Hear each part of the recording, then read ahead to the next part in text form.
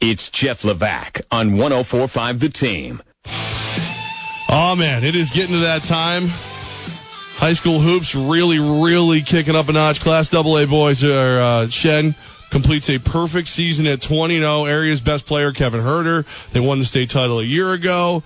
Are they just going to run through the sectionals again? We got the perfect guy to ask that question to right now from the Times Union. Follow him on Twitter at TU Sidelines. James Island. Hey, man, is Shen the team to beat again? Jeff, I would say that they are probably the team to beat. The undefeated season, a little different personnel this year. Last year, a nice mix between the perimeter game and the inside game. They graduated a lot of their post players. So they play, they're playing a game where they're shooting a lot of threes, and they have over 200 threes through 20 games. So they're averaging over 10 a game, and Kevin Herter is obviously the lead guy, but they have plenty of other guys that can shoot. And they've had a pretty safe ride through the Suburban Council schedule. They've had some tougher games later on in the season, but on the whole, you go into the playoffs 20-0, and you're coming off a state championship. They have to be feeling pretty good about their chances. James Brady here in Class A, Scotia. Last couple of years, they've won 2 state titles in a row. It was all about Joe Cremo, but this year they're the 2 seed. Troy's the number 1 seed. Is this the year the Tartans run ends to you? Well, we will see, Brady. That quarterfinal Sunday is always fun. That's coming up next weekend.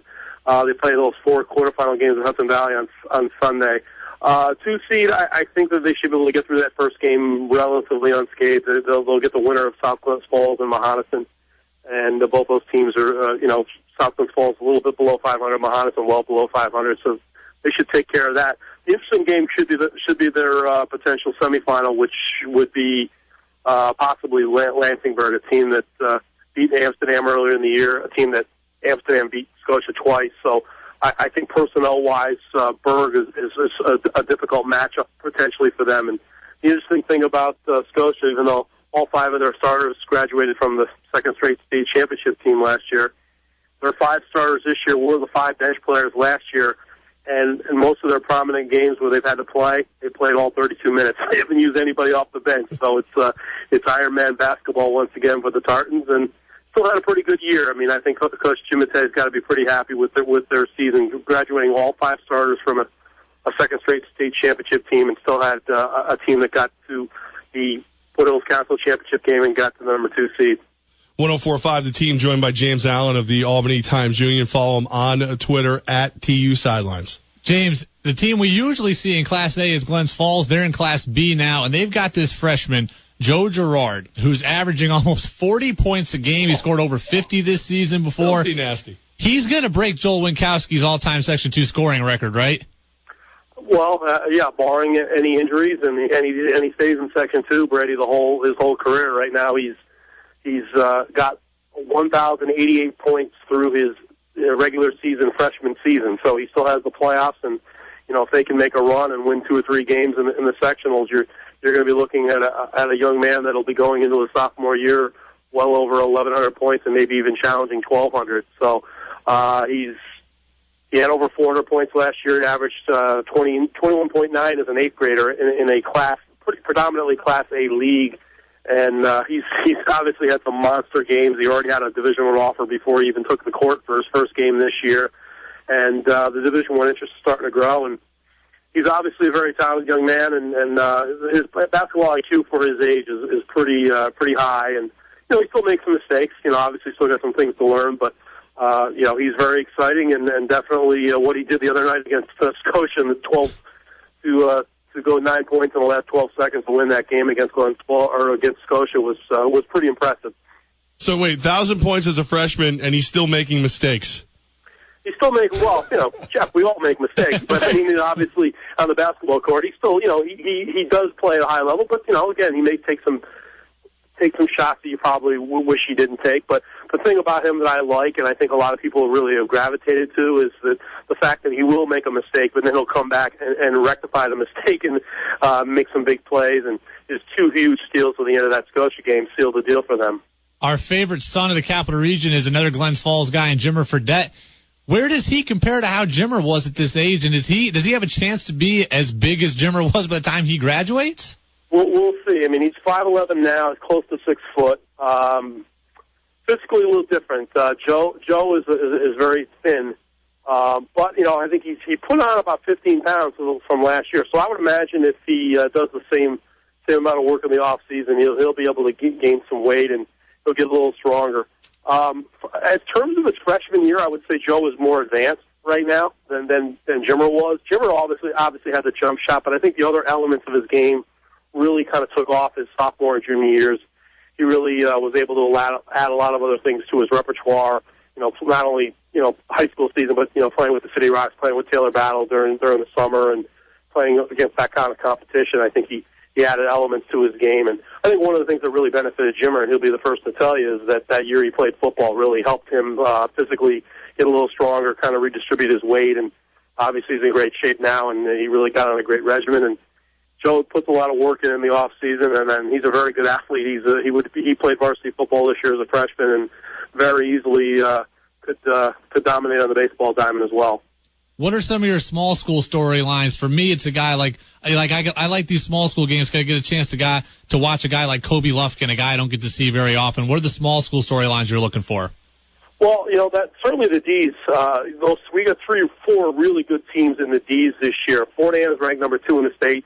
We only have 6 state teams on the boys' side that are undefeated right now in the entire state, and we have 3 of them in Section 2, with Shen at the AA level, and Hudson at the B level, and then obviously Fort Anne at the D level. And they've got a pretty special young man themselves by the name of Taylor Madison, who's a junior who's already committed to baseball to pitch at Bryant.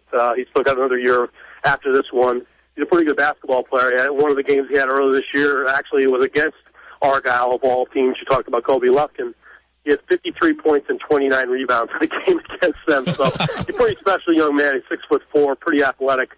But Fort Anne's not going to have an easy cakewalk through that D's. They've got there's a team, Oppenheim. We call them OESJ, which is the merger of Oppenheim, Ephrata, and St. Johnsville. They've got a pretty good team as well. They got a couple of good, multi-sport athletes on that team, and obviously Argyle with Kobe Lufkin, who's over 1,000 points as a junior and averaging 35 this year and almost 10 assists a game. He's very creative with the ball and following in his footsteps of his brother, who led Fort Edward to a Class B state championship a couple of years ago. We've got the Times Union, Albany Times Union, James Allen joining us right now. The brackets are out for high school hoops. On the girls' side, the Class AA, it's basically a 3-horse race, right? Shen, Bethlehem, and Albany? Yeah, I would say that I don't think you can overlook Jeff. I think you have to also throw Shaker in there. I mean, they had a couple tough losses lately, but they've also got a couple really good quality wins in that mix as well. At 16-4, I think they're dangerous as well. And the interesting thing about that bracket, guys, is the AA champion has not been the number 1 seed the last 7 years. So Shen is, trying to buck that trend this year. Last year they weren't able to do it as Bethlehem won it. The year before, we saw Shen not be the favorite. They won it. And the year before that, Albany wasn't the favorite, and they won it. So sometimes the 3 or 4 seeds probably the better road, a little less pressure. But this should be, those top 4 teams should provide some entertaining games coming up here in the semis and then potentially in the final. See, I'm torn. I pay my taxes to Shaker, but my friend Derek Brown's daughter Sydney is the woman over at Shen. How good is Sydney Brown? She's very good. Multiple Division I teams, her versatility. I mean, she plays in the post, Jeff, but she can also handle the ball. I think some of the college coaches are looking at her as more of a 3, and she's playing the 5. She's playing the center position in high school, but she can handle the ball, and at 6'1", very athletic, and go get the ball. And her offensive game is really has kind of blossomed over the last 12 months, and she's going to have a Division I scholarship when it's all said and done. James Allen of the Albany Times Union has covered Section 2 athletics since 1989. I think if we put you and Brady in a room together, we would literally have the bio of every single athlete who's ever played in Section 2. Yeah, well, I've been doing it quite a while. It's hard to believe it's been that long. The best right there. Now, you should follow him on Twitter, at TU Sidelines. James, thank you so much for your time today.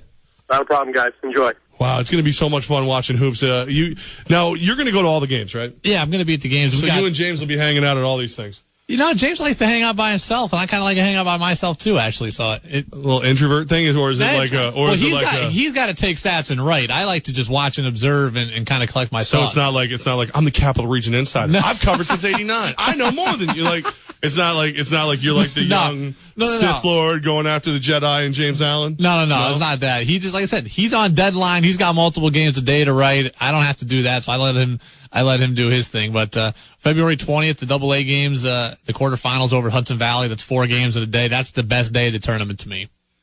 Should be fun, man. I'm glad he's throwing Shaker in there because that gives me, one more reason to go hang out with my kid. Go get, go some popcorn and watch Shaker girls play. Yeah, CC Mayo. She's a great player for Shaker. She's physical down low. She's quick up to court. So I wouldn't be shocked to see Shaker be in that mix either.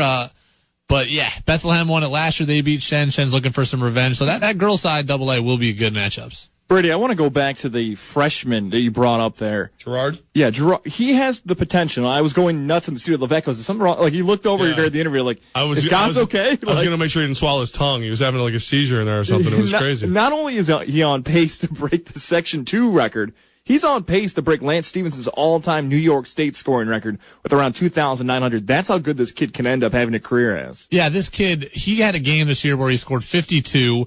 He had a game. In that game, he was 22 of 22 at the line.